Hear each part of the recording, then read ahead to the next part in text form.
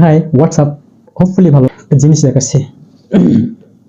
আমি এই পানিতে প্রায় 3 ঘন্টা যাবত একটা লেবু ভিজিয়ে রাখছিলাম। একটা লেবু যা স্বভাব হচ্ছে গিয়ে টক, আমি চিনি দিয়ে প্রায় 3 ঘন্টা যাবত এটাকে ভিজিয়ে রাখছি। এখন দেখি এর স্বাদ পরিবর্তন হয় কি না।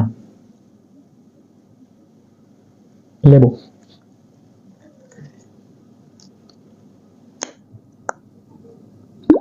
এর স্বাদ কিন্তু ভাই একটুও চেঞ্জ হয়নি। টোটালি যেমন টক ছিল এর টকটা এখনো রয়ে গেছে। আমি যদি এটাকে আরো 3 ঘন্টা পানি ভিজাই রাখি তবুও এটা টোটালি তার স্বভাব চেঞ্জ করবে না।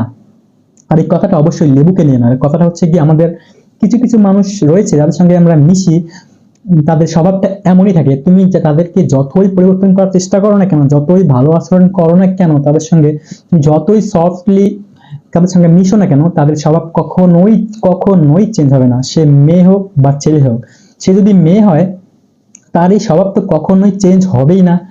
ছেলেও যদি হয় তার স্বভাব কখনো চেঞ্জ হবে না, হয়তো সাময়িক একটু চেঞ্জ হতে পারে, কিন্তু পরবর্তীতে আবার তার যেমন নেচার, যার যেমন স্বভাব, সেই স্বভাবটা সে পুনরায় ফিরে যাবে। সো ভাই, মানুষ সিলেকশন করতে গেলে অবশ্যই অবশ্যই দোষ গুণ বিবেচনা করে সিলেক্ট করতে হবে।